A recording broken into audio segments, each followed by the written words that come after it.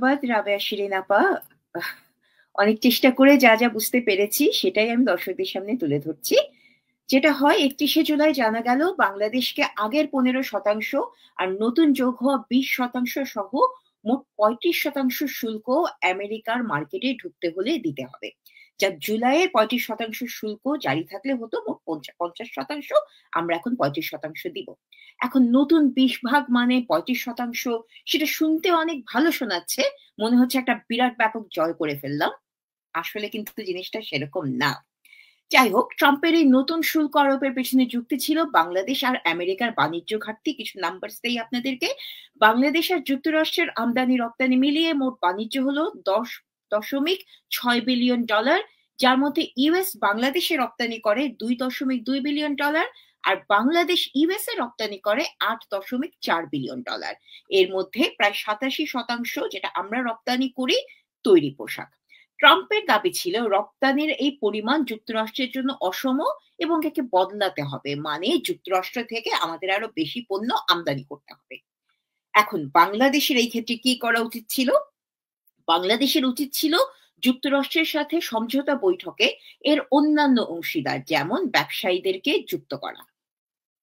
হ্যাঁ, তারা ব্যবসায়ীরা এই দাবি গত 3 মাস ধরে বারবার করেছেন, বারবার বলেছেন একটা অভিজ্ঞ নেগোসিয়েশন ফার্মকে নিয়োগ দেওয়া হোক। সরকার কোন রকম কর্ণপাত করেনি। জুলাইয়ের 9 তারিখ যখন বাংলাদেশের পণ্যের ওপর 35% শুল্ক ঘোষণা করা হলো, যেটা হলো আমেরিকার ক্রেতারা বাংলাদেশের অনেক অনেক অর্ডার হয় বাতিল করে দিল, নয় তারা অর্ডার স্থগিত করে দিল। আমেরিকার ক্রেতারা আরো দাবি করলো যে পণ্য প্রতি অন্তত $1 দাম প্রথম চুক্তি থেকে কম রাখতে, অথবা যে শুল্কটা আমেরিকার কোম্পানিকে দিতে হবে সেই শুল্কর একটা পরিমাণ যেন বাংলাদেশ শোধ করে। এই যে পণ্যগুলো আক্রান্ত হলো জুলাইয়ে, সেই পণ্যের মূল্যমান প্রায় $200 কোটি। এর অনেকগুলো কোম্পানি এর মধ্যে অর্ডার হারিয়েছে বা বর্ধিত পণ্যে দাম দিতে রাজি হয়েছে। নতুন শুল্ক আসায় সেই পণ্যগুলোর ক্ষতিপূরণ হয়নি। তারপর যেটা করলো, মানে আমি এখনো বুঝতে পারি না এই কাজটা ইউনূস সরকার কি বুঝে করেছেন। যাই হোক, ইউনূস সরকার আমেরিকার সাথে বাণিজ্য ঘাটতি কমানোর লক্ষ্যে চুক্তি করলো বিমান বাংলাদেশ তারা 25টা বোয়িং কিনবে। সেই 25টা বোয়িং এর দাম $4 থেকে $6 বিলিয়ন মতো, এবং এই চুক্তিটাও তারা করলো বাংলাদেশ বিমানকে না জানিয়ে। আমাদের মাথায় রাখতে হবে বাংলাদেশ বিমানের আন্তর্জাতিক রুট কিন্তু খুবই কম, মাত্র 23টি, এবং সেই 23টি থেকে এই সরকারের আমলে 2টো রুট ইতিমধ্যে স্থগিত করা আছে। বোয়িং যে কেনা হবে, এই অর্থটা আসবে কোত্থেকে? জানানো হলো বিদেশি ব্যাংক থেকে ঋণ, এক্সিম ব্যাংক ইউএসএ থেকে সহায়তা মানে ঋণ এবং আংশিক সরকারি ভর্তুকি। এখন এই যে একটা বিরাট অঙ্কের ঋণ বিমানের ওপর চাপিয়ে দেওয়া হলো, যেই বিমান আগের বোয়িং গুলো ঋণ এখনো শোধ করে যাচ্ছে, তার উপরে যে অতিরিক্ত ঋণটা চাপিয়ে দেওয়া হলো, এই ঋণ শোধ করার সক্ষমতা কি বিমানের আছে? নেই। আর একটু খেয়াল করুন, বর্তমানে বাংলাদেশ বিমানের কাছে 21টি উড়োজাহাজ আছে। 25টি উড়োজাহাজ যুক্ত হলে বিমানকে বছরে 400 থেকে 500টি অতিরিক্ত ফ্লাইট চালু করতে হবে। আমাদের অবকাঠামোতে কিন্তু যথেষ্ট বৈমানিক নেই, যথেষ্ট ক্রু নেই, যথেষ্ট প্রকৌশলীও নেই। আমরা এই 400টা 500টা নতুন ফ্লাইট কোত্থেকে চালু করব? আরেকটু দেখুন, যে বোয়িং ড্রিম লাইনার কেনা হবে, সেই ড্রিম লাইনার রাখা যায় একমাত্র চট্টগ্রাম, ঢাকা এবং সিলেট বিমানবন্দরে। তো আমরা এই 25টা বোয়িং বিমান আসলে রাখবো কোথায়? এই যে শুধু কেনা না, এই যে রক্ষণাবেক্ষণের খরচ আছে, এই খরচটা আসবে কোত্থেকে? তারপর আসি খাদ্যশস্যে। হ্যাঁ, একই কারণ। বাণিজ্য ঘাটতি কমানোর জন্য যুক্তরাষ্ট্রের গম রপ্তানিকারক সমিতির সাথে বাংলাদেশ সমঝোতা স্মারক সই করেছে। এই স্মারকের আওতায় সরকার আগামী 5 বছরে 35 লক্ষ টন গম কিনবে। এখন বাংলাদেশে আমরা গমের মাত্র 10-15 ভাগ উৎপন্ন করতে পারি। বাকি একটা বিশাল অংশ, প্রায় 64 ভাগ আসে রাশিয়া এবং ইউক্রেন থেকে, এবং অন্যান্য দেশ যেমন আর্জেন্টিনা, বুলগেরিয়া, কানাডা, এইসব দেশ থেকেও আসে। এই সব দেশ থেকে আমরা গম কিনি মোটামুটি $280 থেকে $301 প্রতি টনে। যুক্তরাষ্ট্র থেকে যেই গমটা কেনা হবে সেই গম প্রতি টন এখন যেইটুকু কেনা হবে সেটা প্রতি টনের দাম পড়বে ৩০২.৭৫ মার্কিন ডলার। এবং এই কারণেই দামের এই পার্থক্যের কারণেই আমরা গত বছর যুক্তরাষ্ট্র থেকে কোনো গম আমদানি করিনি এবং আগেও যা করেছি খুব অনিয়মিতভাবে। শুধু তাই না, বাংলাদেশ থেকে ব্যবসায়ীরা শেষ মুহূর্তে তাদেরকে সরকার এই সমঝোতা বৈঠকে তাদেরকে অংশীদারিত্ব দিয়েছে। তারা $৩,৮০,০০,০০০ তুলা আমদানির চুক্তি করেছেন। এর আগে আমরা তুলা আমদানি করতাম, আমেরিকা থেকেও কিছু করতাম। কিন্তু একটা বড় অংশ আসতো ক্যামেরন থেকে, চাদ থেকে, আফ্রিকার বিভিন্ন দেশ এবং ভারত থেকে। একটু আপনাদের মনে করিয়ে দেই, গত এপ্রিলে বাংলাদেশ সরকার হঠাৎ করে করল কি, তারা স্থলপথ থেকে বাংলাদেশের তুলা ভারত থেকে আমদানি করা নিষেধ করে দিল এবং বলা হলো ব্যয়বহুল যেই যোগাযোগের মাধ্যম, সেই ব্যয়বহুল যোগাযোগের মাধ্যমে শুধুমাত্র আকাশপথে এবং সমুদ্র পথে তুলা আনা যাবে। এখন আমার একটু কেন যেন সন্দেহ হচ্ছে যুক্তরাষ্ট্র থেকে তুলা আনারই একটা কৌশল হিসাবে এপ্রিলেই এটা করা হয়েছিল কিনা।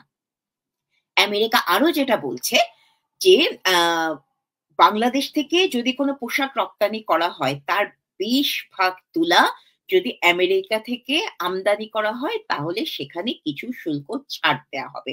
মানে তুলার ক্ষেত্রে আমরা আমেরিকার ওপর খুব ভালোভাবে নির্ভরশীল হয়ে যাচ্ছি। আরেকটা যেটা চুক্তি হয়েছে, আমরা সয়াবিন আনবো যুক্তরাষ্ট্র থেকে, যা যুক্তরাষ্ট্র থেকে এখনো আসে কিন্তু একটা বড় অংশ আসে ব্রাজিল থেকে, তারপর চীন সহ অন্যান্য দেশ থেকে।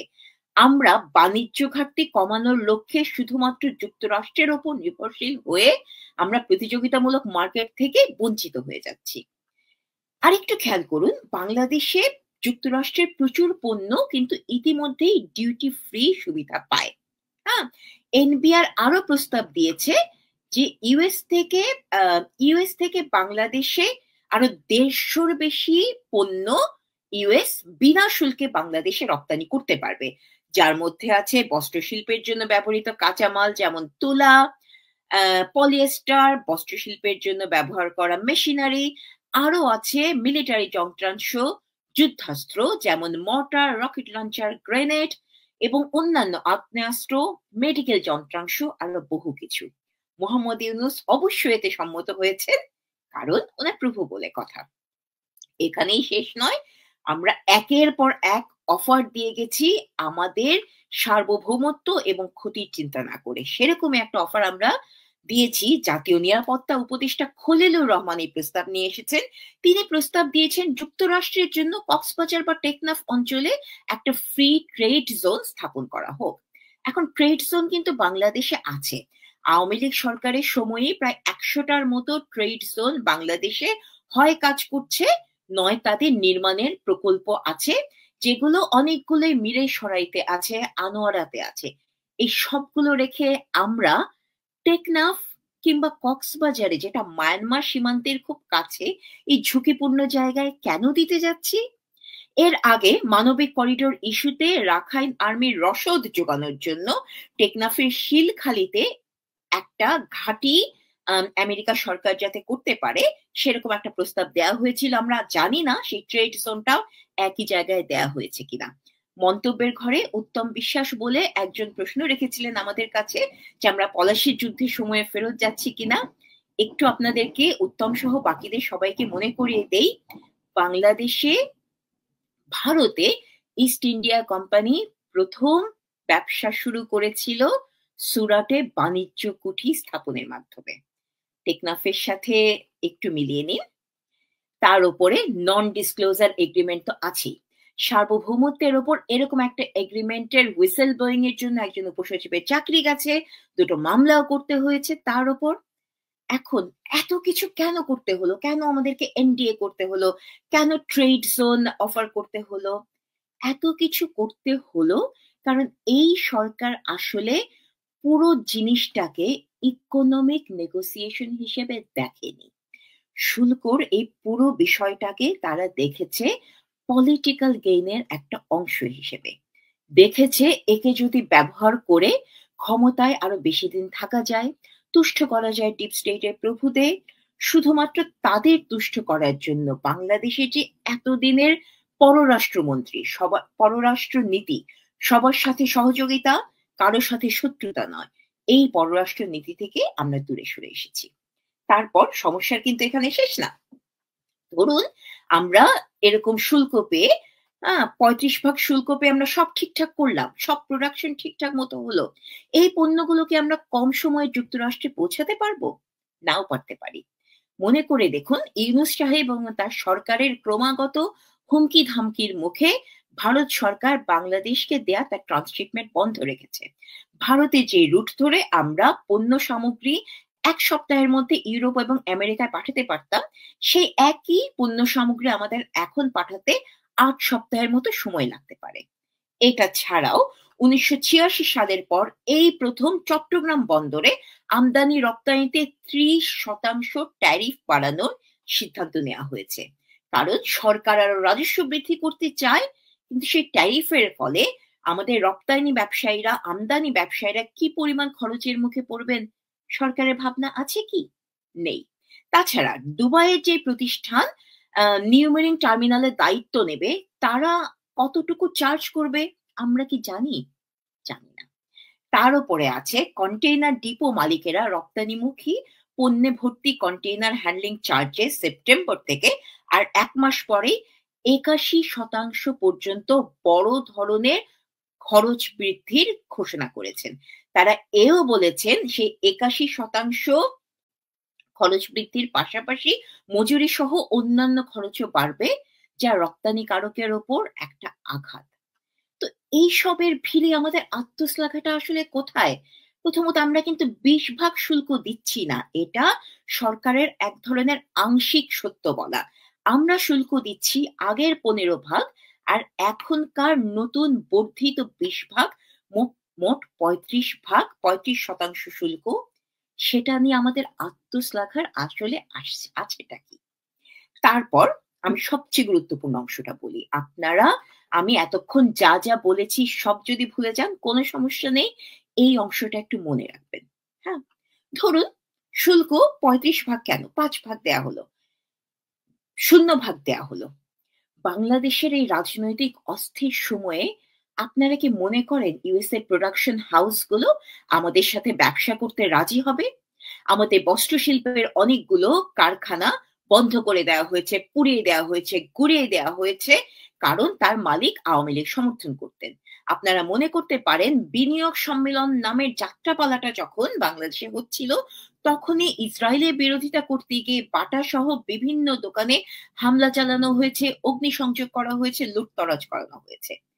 এরকম অবস্থায় একটা স্থিতিশীল নির্বাচিত গণতান্ত্রিক সরকার না এলে, একটি পররাষ্ট্র বান্ধব এবং ব্যবসা বান্ধব সরকার না এলে ইউএস এর কোম্পানিগুলো কেন আমাদের কাছে অর্ডার দেবে?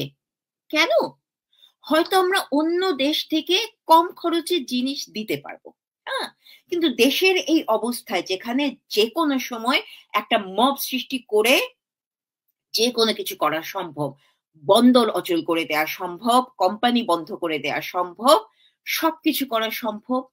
আমরা কি একটা বিশাল অর্ডার পেলেও সেই অর্ডারটা সময়ের মতো গ্রাহকের কাছে পৌঁছাতে পারবো? গ্রাহক নিজেও তো এখানে ব্যবসা করতে এসেছেন। তিনি কেন এই ঝুঁকি নেবেন? আরেকটু আপনাদের মনে করিয়ে দেই, গত ২১ বছরে সর্বনিম্ন প্রবৃদ্ধি হয়েছে বেসরকারি খাতে ঋণ বিতরণে। এদিকে সরকার ব্যাংকের কাছ থেকে ঋণ নেওয়া বেড়েছে প্রায় ৬০ ভাগ। মানে এই সরকারের আর্থিক সক্ষমতা আসলে ভয়াবহভাবে প্রশ্নবিদ্ধ। আরেকটু ভাবুন, যেই বস্ত্র শিল্প, আমাদের গার্মেন্টস শিল্পের মূল চালিকা শক্তি আমাদের নারী শ্রমিকদের কথা। বাংলাদেশে আজ কোনো পেশার কোনো বয়সের নারী নিরাপদ নন। তাদের ওপর যেকোনো সময় যেকোনোভাবে হামলা হতে পারে, তাদেরকে অপহরণ করা যায়, তাদেরকে ধর্ষণ করা যায়, তাদেরকে আরো বিভিন্নভাবে বিপদে ফেলা যায়। আমরা কি করে নিশ্চিত করব যে গার্মেন্টস কর্মী নারীরা কাজে গেছেন, দীর্ঘ শিফট শেষ করে বা ওভারটাইম শেষ করে বাড়ি ফিরছেন, আমরা কি করে নিশ্চিত করব যে তাদের নিরাপত্তা আমরা দিতে পারছি? নারীরা যে স্বচ্ছন্দে গার্মেন্টসে কাজ করতেন, এখন আমাদের সামাজিক রাজনৈতিক অবস্থায়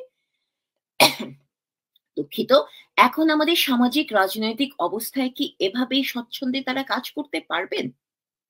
এখন এই যে দেশের একটা রাজনৈতিক পরিস্থিতিকে পুরোপুরি ধ্বংস করে দিয়ে, একটা হিংসাত্মক পরিবেশে তৈরি করে, লক্ষ, লক্ষ মানুষকে বেকার করে দিয়ে, দেশের রপ্তানি স্ট্রাকচারকে, ব্যবসার পরিবেশকে পুরোপুরি পঙ্গু করে দিয়ে, ৩৫ ভাগ শুল্ক নিয়ে, এনডিএ করে, ফ্রি ট্রেড জোন দিয়ে, ডিউটি ফ্রি পণ্যের পরিমাণ আমেরিকার জন্য বাড়িয়ে আমরা আসলে নাকের বদলে নড়ুন পেয়েছি। একে উদযাপন করার কিছু নেই, বরং প্রশ্ন করুন, বারবার প্রশ্ন করুন, এত কিছু করে আমরা যা পেয়েছি তা শুধু আমেরিকার পক্ষেই যাচ্ছে কেন? বাংলাদেশে আজ ব্যবসার পরিস্থিতি নেই কেন? বাংলাদেশে আজ বেকারত্ব এত বেশি কেন? বাংলাদেশে আজ কলকারখানা এত বন্ধ কেন? কেন বাংলাদেশে মানুষ বিনিয়োগ করতে চাচ্ছে না? এই হলো আমাদের শুল্ক পরিস্থিতি।